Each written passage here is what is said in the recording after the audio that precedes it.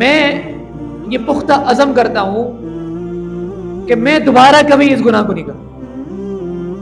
سب سے پہلے ندامت، اور اس کے بعد یہ پختہ عزم کہ اے اللہ میں اس گناہ کو دوبارہ نہیں کروں گا. اور تیسرا عمل صالح کی زندگی. اے اللہ میں یہ عہد کرتا ہوں کہ میں اب تیری ہر فرما برداری والا کام کروں گا، تجھے راضی رکھنے کی کوشش کروں گا. اس آیت کی طرف آئیے، وَإِنِّي لَغَفَّارٌ، اور بے شک میں بہت زیادہ گناہوں کو بخشنے والا ہوں. کس شخص کے؟ لمن تاب، جو شخص توبہ کر لے، جو شخص توبہ کر لے، وآمن، اور ایمان لے آئے، وعمل صالحا، اور نیک عمل کر لے، ثم اہتدی، پھر اس نیک عمل پر قائم ہو جائے. ایک مسلمان کی سب سے بڑی سعادت، سب سے بڑی خوش بختی اور سب سے بڑی خوشی یہ ہونی چاہیے کہ جب وہ اس دار فانی سے رخصت ہو تو گناہوں سے پاک صاف ہو. گناہوں کی بخشش، مغفرت اور بخشش کا وصول، یہ ہماری سب سے بڑی کوشش ہونی چاہیے. اور دین اسلام کے اندر مختلف اعمال ہیں جو انسان کی بخشش کا ذریعہ ہیں. جیسا کہ ابھی ماہ مبارک جاری ہے، اور اس عظیم مہینے کے بارے میں رسول اللہ صلی اللہ علیہ وسلم کا ارشاد گرامی ہے، من صام رمضان ایمانا واحتسابا غفر له ما تقدم من ذنبه. جس نے رمضان المبارک کے روزے رکھے ایمان کے ساتھ اور اجر کی امید کے ساتھ، تو اس کے سابقہ زندگی کے سارے گناہوں کو معاف کر دیا جائے گا. اور منون یہی الفاظ رمضان المبارک کی راتوں میں قیام کرنے کے، نماز تراویح ادا کرنے کے ہیں، اور منون یہی الفاظ اس ماہ مبارک کے آخری عشرے میں لیلۃ القدر کی تلاش کرنے والوں کے لیے. گناہوں کی بخشش کے بغیر کوئی بھی مسلمان تین بڑے اہم زندگی کے مقاصد سے محروم ہوتا ہے. اللہ تعالیٰ کو راضی کرنا، جہنم سے بچاؤ اور جنت کا داخلہ. جہنم سے بچاؤ اور جنت کا داخلہ، یہ دونوں اللہ تعالیٰ کی رضا پر منحصر ہیں. اگر اللہ تعالیٰ راضی ہے تو انسان جہنم سے بچ جائے گا اور جنت میں داخل ہو جائے گا. اور اللہ تعالیٰ کی رضا کس وقت ممکن ہے؟ جب انسان اپنے گناہوں کی بخشش کروائے.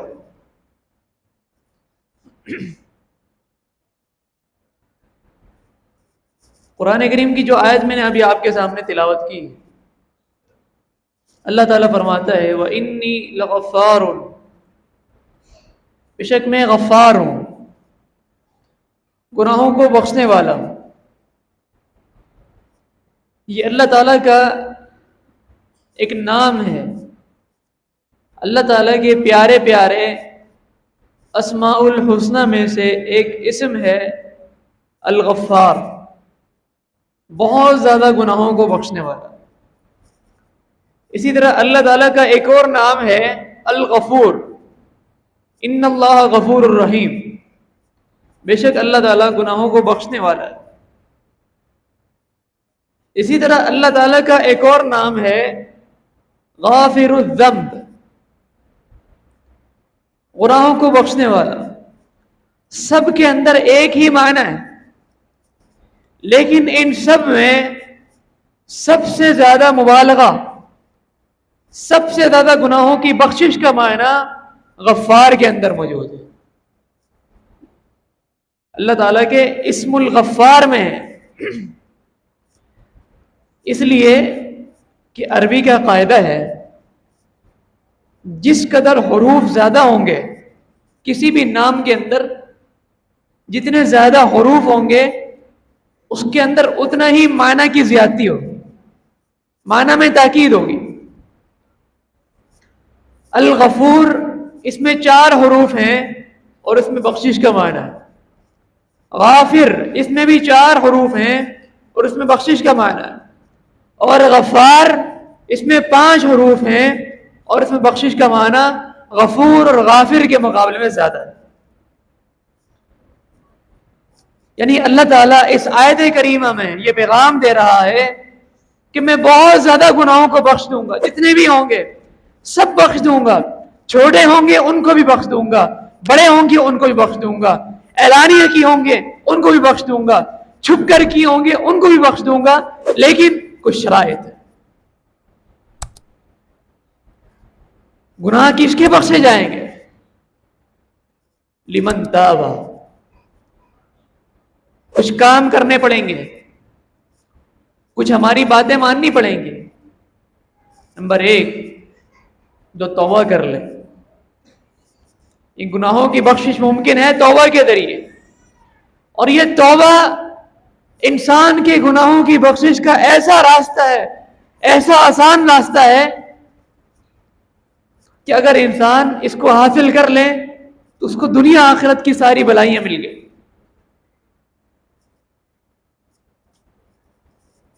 توبہ کی تفصیل سے پہلے ہم یہ سمجھتے ہیں کہ گناہوں کی بخشش کا معنی کیا ہے، گناہوں کی بخشش کا مطلب کیا ہے۔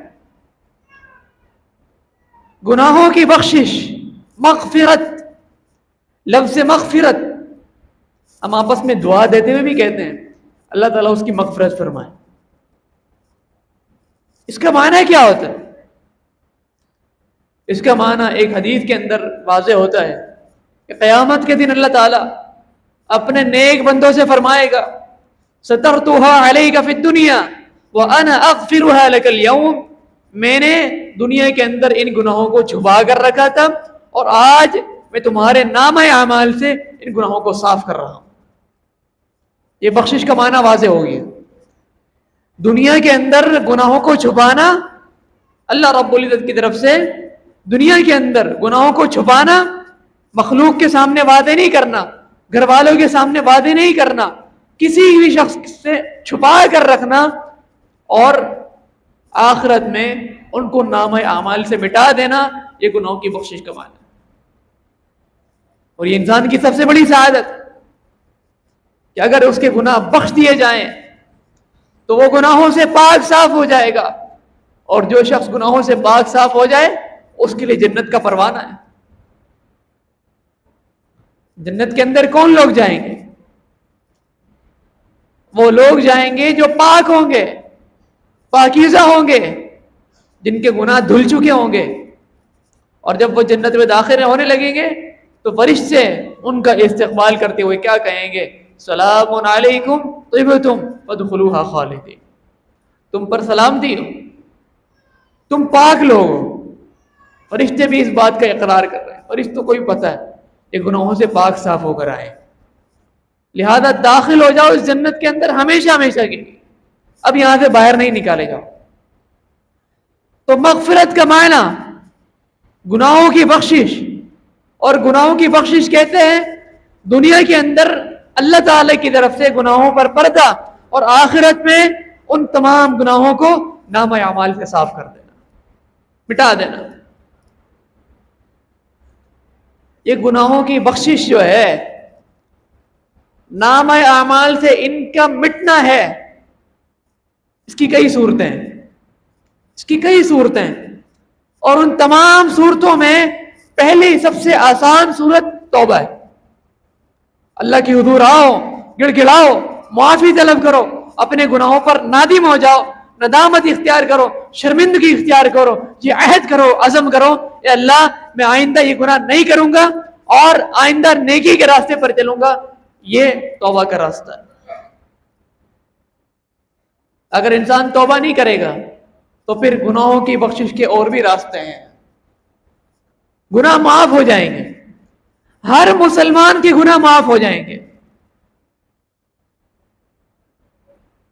ہر مسلمان کے گناہ معاف ہو جائیں گے، لیکن ان گناہوں کی معافی کے مختلف مراحل ہیں، ان کی بخشش کے مختلف طریقے ہیں۔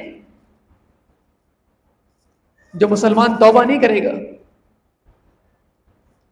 جو خود آ کر اللہ کے حضور نادم نہیں ہوگا، بخشش طلب نہیں کرے گا، تو پھر اس دنیا سے جائے گا۔ اس دنیا سے جانے سے پہلے ممکن ہے اس کے اوپر اس طرح کی کوئی آزمائش آئے کہ اس کے گناہوں کی بخشش ہو جائے،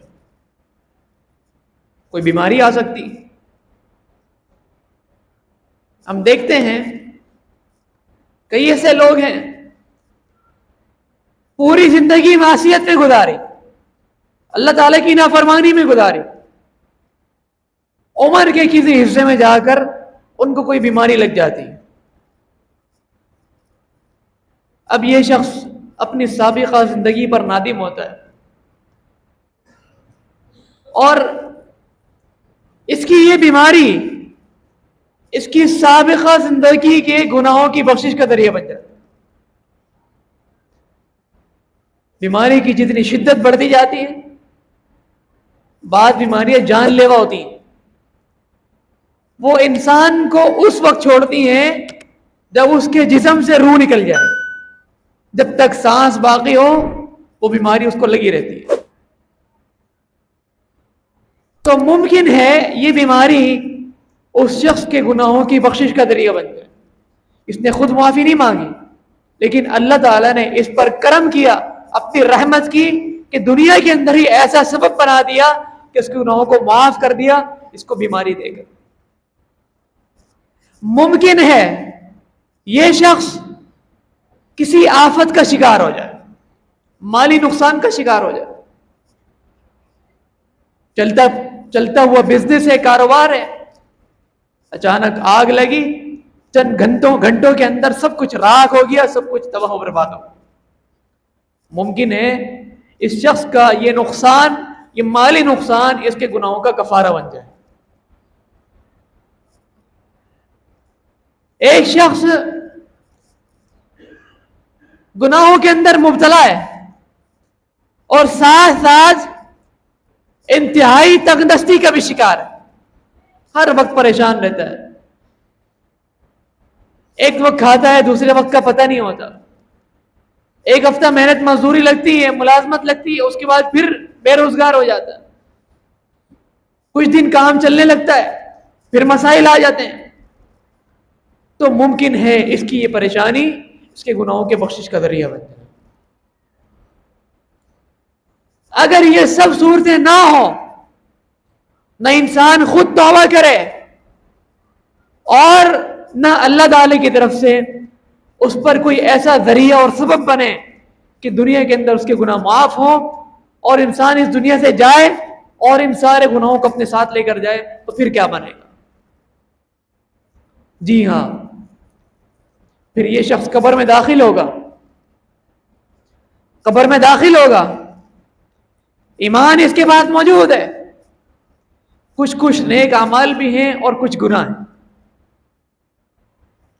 تو پھر یہ قبر کے جھٹکے، یہ قبر کے اندر آنے والا عذاب اور اس عذاب کی مختلف صورتیں، یہ اس شخص کو گناہوں سے پاک صاف کرے۔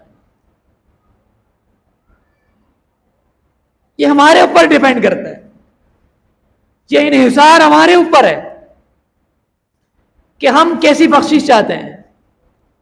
ہم گناہوں کی بخشش گناہوں کی معافی کس طرح چاہتے ہیں، یہ ہمارے اوپر ڈیپینڈ کرتا ہے۔ اللہ تعالیٰ نے تو بہترین ایک موقع دے دیا ہے، جب تک سانس جاری ہے توبہ کر لو، توبہ قبول کر لوں گا۔ ان اللہ تعالی یقبل توبۃ العبد ما لم یغرغر، اللہ تعالیٰ تم میں سے ہر شخص کی توبہ قبول کرے گا اس وقت تک جب تک اس پر موت کے لمحات طاری نہ ہو جائے، اس سے پہلے پہلے توبہ کر لو۔ یہ بہترین راستہ ہے گناہوں کی بخشش کا۔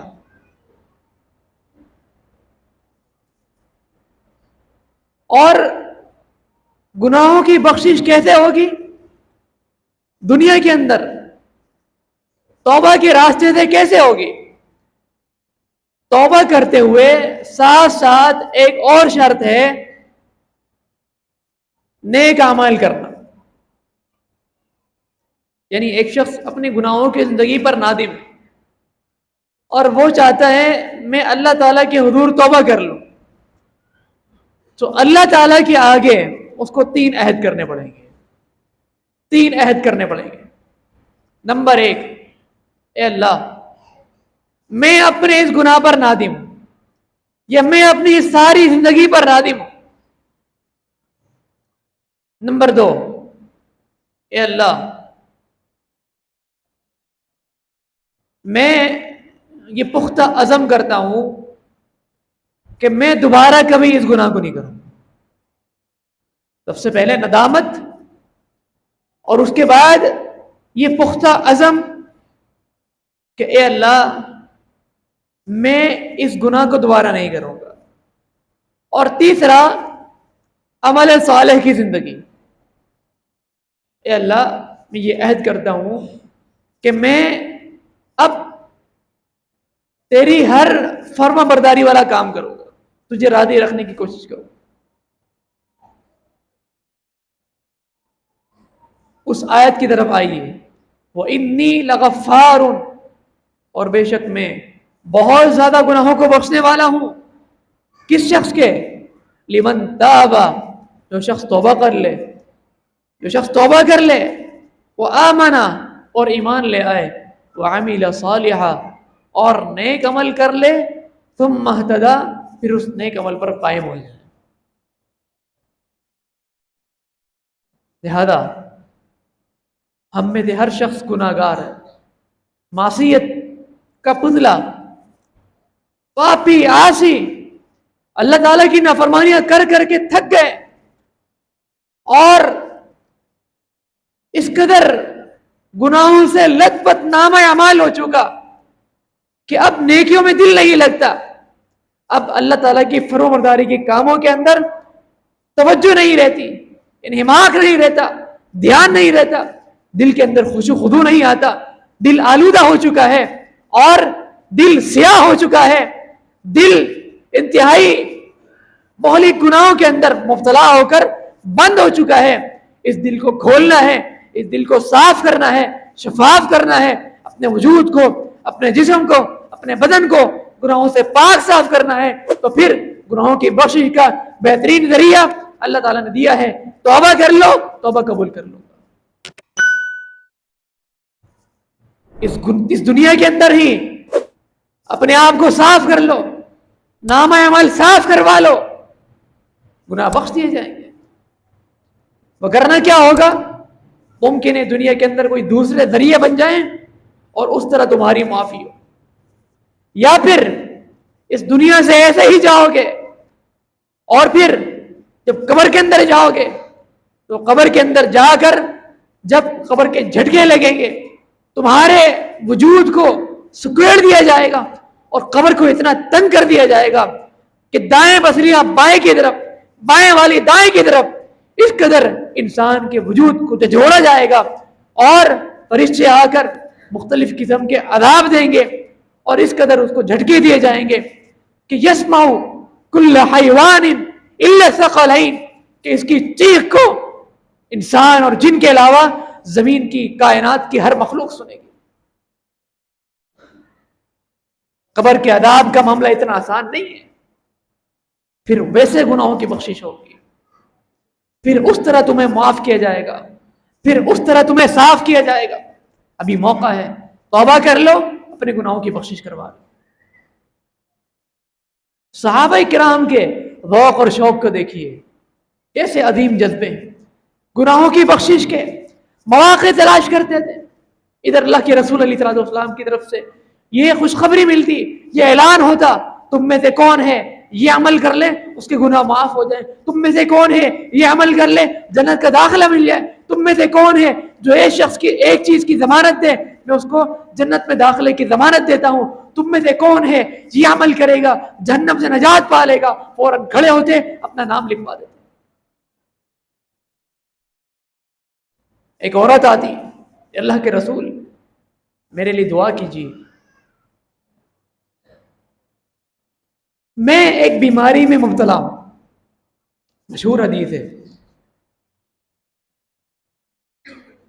مجھے دورہ پڑتا ہے، اور جب مجھے دورہ پڑتا ہے تو اتکشف ہوں، میں بے پردہ ہو جاتی ہوں. مجھے اپنے پردے کا خیال نہیں ہوتا، اس وقت مجھے ہوش نہیں ہوتا. اللہ کے رسول دعا کر دیجئے، اللہ تعالیٰ میری اس دعا کو، میری اس بیماری کو ختم فرما دے. نبی علیہ السلام نے فرمایا ان شئتی صبرتی ولک الجنہ وان شئتی دعوت اللہ ان یعافیک. تمہارے پاس دو اختیار ہیں، دو آپشن ہیں، دو راستے ہیں. پہلا راستہ یہ ہے، اگر تم چاہو تو اپنی اس بیماری پر صبر کر لو، اگر صبر کر لو گی تو جنت ہے. یا پھر دوسرا راستہ یہ ہے، میں اللہ تعالیٰ سے دعا کرتا ہوں، اللہ تعالیٰ تمہیں صحت دے دے گا. فوراً اس خاتون نے کہا اللہ کے رسول صبر تو، میں نے صبر کر لیا،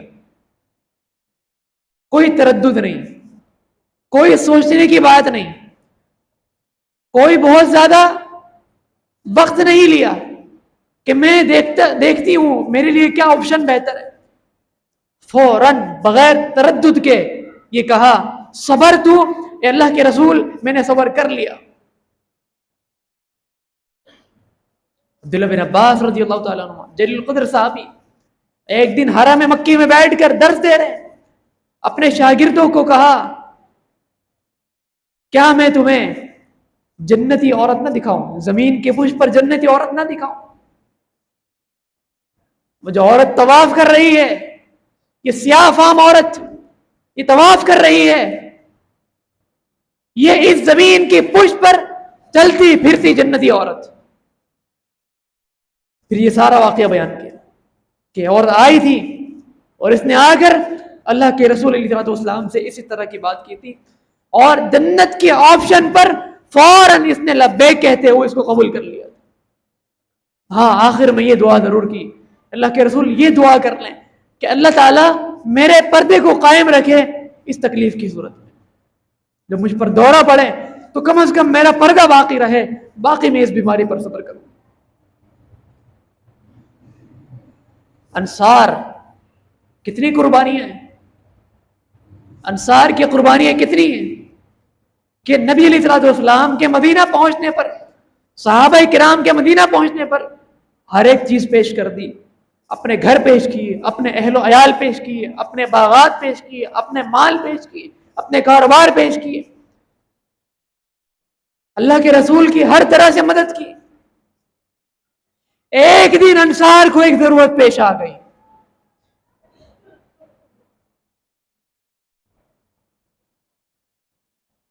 انصار کو ضرورت پیش آ گئی. وہ ضرورت کیا تھی کہ بہت زیادہ مشقت کر کے ان کو کنووں سے پانی نکالنا پڑتا تھا.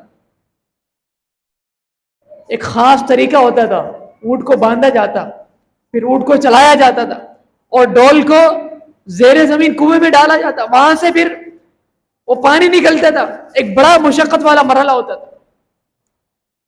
انصار نے سوچا کیوں نہ ہم اللہ کے رسول کے پاس جائیں، نبی علیہ السلام کے پاس جا کر اللہ کے رسول سے دعائیں کروائیں، اے اللہ ہمارے اس مسئلے کو حل فرما دے. آ گئے نبی علیہ السلام تک اپنی بات پہنچائی، اللہ کے رسول یا تو ہمارے لیے کوئی ایسا کنواں کھدوا دے کہ جس میں اتنی مشقت کے ساتھ پانی نہ نکالنا پڑے، آسانی کے ساتھ کام ہو جائے، یا پھر اللہ تعالیٰ سے دعا کر دیں اللہ تعالیٰ ہمارے لیے کوئی سبب بنا دے۔ انصار کی یہ بات سن کر نبی علیہ الصلوۃ والسلام اس پیغام پہنچانے سے پہلے، جب انصار نے اپنا پیغام پہنچایا، پیغام پہنچانے سے پہلے نبی علیہ الصلوۃ والسلام نے انصار کو دیکھ لیا کہ کچھ انصار آئے ہوئے ہیں، پیغام بھجوایا اپنے گھر سے کہ انصار سے کہو کہ آج تم جو دعا لے کر آؤ گے اللہ تعالیٰ قبول فرمائے، آج تم جو مانگو گے وہ مل جائے گا، آج جو مطالبہ رکھو گے پورا کیا جائے گا۔ مطالبہ کیا لے کر آئے تھے؟ طلب کیا لے کر آئے تھے؟ لیکن جب اتنا بڑا آپشن دیکھا، اتنا بڑا آپشن دیکھا کہ جو مانگو گے مل جائے گا، آپس میں سوچ بچار کرنے لگے کہ اللہ کے رسول سے اب کیا دعا کریں کہ اب جو مانگے گے ملے گا۔ یہ ضمانت دی ہے ناطق وحی امام کائنات محمد الرسول اللہ صلی اللہ علیہ وسلم۔ سارے ایک بات پر متفق ہو گئے، سارے ایک بات پر متفق ہو گئے، اللہ کے رسول ادعو اللہ لنا بالمغفرہ، آپ اللہ تعالیٰ سے دعا کر دیجئے کہ اللہ تعالیٰ ہمارے گناہوں کو معاف فرما۔ نبی علیہ الصلوۃ والسلام نے انصار کی اس ترجیح کو دیکھا، مطالبہ کیا لے کر آئے تھے، اور ابھی آپشن ملنے پر کیا عظیم انہوں نے مطالبہ کیا ہے، اپنی ضرورت کو بھول گئے، اپنی ضرورت کو پس پردہ رکھ دیا، بالائے طاق رکھا، اس کو ترجیح نہیں دی۔ جب وعدہ اور مطالبے کے پورے ہونے کا امکان نظر آیا بلکہ ضمانت مل گئی، تو پھر ایسا اللہ کے رسول علیہ الصلوۃ والسلام سے مطالبہ کیا، ایسا وعدہ کیا اور ایسی طلب کی کہ پوری دنیا جس پر عشش کرے، یہ اللہ ہمارے گناہوں کو معاف فرما۔ اللہ کے رسول دعا فرما، نبی علیہ الصلوۃ والسلام نے فرمایا اللہم اغفر للانصار ولی ابناء الانصار ولی ابناء ابناء الانصار، اے اللہ انصار کو معاف فرما دے، اے اللہ انصار کے بیٹوں کو معاف فرما دے، اے اللہ انصار کے پوتوں کو معاف فرما دے، ولی موالی الانصار ولی ذرارج الانصار، اے اللہ انصار کے غلاموں کو معاف فرما دے، اے اللہ انصار کی پشتوں کو معاف فرما دے۔ ایک موقع پر انس بن مالک رضی اللہ تعالی عنہ، جلیل القدر صحابی، نبی علیہ الصلوۃ والسلام کے دور نبوت میں، آپ کے عہد رسالت میں بہت چھوٹی عمر کے تھے، 10 سال آپ کی خدمت کا اعزاز ملا، اپنی زندگی کے آخری حصے میں کوفہ چلے گئے،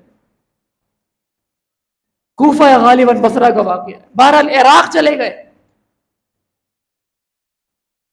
وہاں پر ایسی کوئی تکلیف پہنچی ان کے خاندان کو کہ پے در پہ بہت سارے ان کے گھر کے افراد فوت ہو گئے۔ بعض روایات میں آتا ہے کہ تقریباً گھر کے 80 افراد، پورے خاندان کے 80 افراد بہت تھوڑے عرصے میں فوت ہو گئے۔ زید بن ارقم رضی اللہ عنہ جو ایک دوسرے جلیل القدر صحابی ہیں، انہوں نے تعزیتی پیغام بھیجا انس بن مالک رضی اللہ عنہ، ایک بھائی ہیں، ایک عرصہ گزارا، ایک ساتھ وقت گزارا، اللہ کے رسول کی صحبت گزاری، تعزیت کرنی چاہیے۔ تعزیت میں کیا لکھا؟ تعزیتی پیغام میں کیا لکھا؟ فرمایا ابشرک ببشرا فانی سمعت رسول اللہ صلی اللہ علیہ وسلم اللہم اغفر للانصار ولی ابناء الانصار ولی ابناء ابناء الانصار۔ اے میرے پیارے بھائی، یہ انس رضی اللہ عنہ، میں آپ کو تعزیت کرتے ہوئے خوشخبری دے رہا ہوں، ایک خوشخبری دے رہا ہوں۔ وہ خوشخبری یہ ہے کہ میں نے اللہ کے رسول علیہ السلام سے یہ فرماتے ہوئے سنا تھا کہ اللہ انصار کو معاف فرما دے، ان کے گناہوں کو بخش دے، ان کو پاک صاف کر دے، ان کے نامہ اعمال کو صاف کر دے، اور ان کو بالکل پاکیزہ کر دے. بولی ابناء الانصار، انصار کے بیٹوں کو گناہوں کو معاف فرما دے. بولی ابناء الانصار، انصار کے پوتوں کو معاف فرما دے، انصار کے غلاموں کو معاف فرما دے. اے انس رضی اللہ عنہ، آپ تکلیف میں نہ آئیں، آپ غم نہ کریں، آپ فکر نہ کریں. اگر آپ کے اس گھر سے، اس خانوادے سے اتنے زیادہ افراد، اتنی کثیر تعداد میں لوگ بہت جلد اس دنیا سے رخصت ہوئے ہیں، آپ فکر نہ کریں. دنیا سے ہر ایک نے جانا ہے، دنیا سے ہر ایک نے جانا ہے، لیکن آپ کے لیے خوشخبری ہے، آپ کے بیٹوں کے لیے خوشخبری ہے، آپ کے پوتوں کے لیے خوشخبری ہے. نبی علیہ الصلوۃ والسلام کی زبان مبارک سے یہ کلمات نکلے کہ ان سب کے لیے خوشخبری ہے، بخشش ہے، گناہوں کی بخشش ہے اور آخرت کی کامیابی کا پروانہ ہے. میرے بھائیوں، گناہوں کی بخشش ضروری ہے. یہ صحابہ کرام کے جذبے. اگر آج ہم اپنے گناہوں کی بخشش نہیں طلب کریں گے، اللہ کے حضور نادم نہیں ہوں گے، اپنے گناہ معاف نہیں کروائیں گے، تو پھر کل قبر میں جا کر ہمیں دوسرے انداز سے پاک کیا جائے گا. اگر وہاں بھی قبر کے جھٹکے بھی انسان کے گناہوں کو پاک نہ کر کے، گناہ اتنے زیادہ ہوں، پوری زندگی معصیت میں گزاری ہو، قبر کے جھٹکے بھی انسان کو اگر پاک نہ کر سکے، تو پھر کل قیامت کے دن ہوگا، اس کو جہنم کی آگ پاک صاف کرے گی. یہ مسلمانوں کی بات ہے، اسلام لانے والوں کی بات ہے، کفار کی بات نہیں کر رہا. جن کے دلوں میں ایمان موجود ہوگا ان کے گناہوں کی بخشش کی بات ہو رہی ہے. کیا دلیل ہے؟ آخری بات کرتا ہوں، کیا دلیل ہے؟ دلیل صحیح بخاری کی وہ حدیث ہے کہ اہل ایمان جہنم کے اندر موجود ہوں گے. اہل ایمان کا جہنم میں کیا کام؟ حالانکہ ایمان لائے، اسلام لائے، توحید کا اقرار کیا تھا، اس کے باوجود جہنم میں کیوں گئے؟ اپنے گناہوں کی وجہ سے. پھر ان کو جہنم کی آگ پاک صاف کرے گی. پھر ایک مخصوص وقت کے بعد، ایک مخصوص عذاب کے بعد اللہ تعالیٰ جہنم سے ان کو نکالے گا اور ایک نہر کے اندر داخل فرمائے گا جس کو ماء الحیات کہتے ہیں. یہ ماء الحیات ان پر بہایا جائے گا، اور جن کے گناہ زیادہ ہوں گے ان کو اس نہر کے اندر ڈبویا جائے گا. یہ ساری تفصیلات صحیح بخاری کے اندر موجود. پھر وہاں سے جب ان کو نکالا جائے گا تو پھر یہ بالکل پاک صاف ہو چکے ہوں گے، اور پھر یہ جنت کے داخلے کا باعث ہوں گے، جنت میں داخلے کا ذریعہ بنیں گے. یہ جہنم کے عذاب، جہنم کے اندر مخصوص مدت تک رکنا، پھر یہ جنت کے داخلے کا ذریعہ بنے گا. یہاں تک بات محدود نہیں، جنت میں داخل ہونے کے بعد بھی صحیح بخاری میں آتا ہے ایک مخصوص وقت تک، مخصوص سالوں تک، مخصوص مہینوں تک، اس کی مدت کو اللہ تعالیٰ ہی جانتا ہے. ان تمام لوگوں کے چہروں پر جو جہنم سے نکالے جائیں گے، جنم میں داخل کیے جائیں گے، ان تمام لوگوں کے چہروں پر لکھا ہوگا جہنمیین. یہ وہ لوگ ہیں جہنم سے ہو کر آئے. پھر اللہ تعالیٰ اپنی رحمت سے ان کے اس چہرے کے داغ کو مٹا دے گا. اللہ تعالیٰ عمل کی توفیق عطا فرمائے. اقول قولی ھذا واستغفر اللہ لی ولکم وآخر دعوانا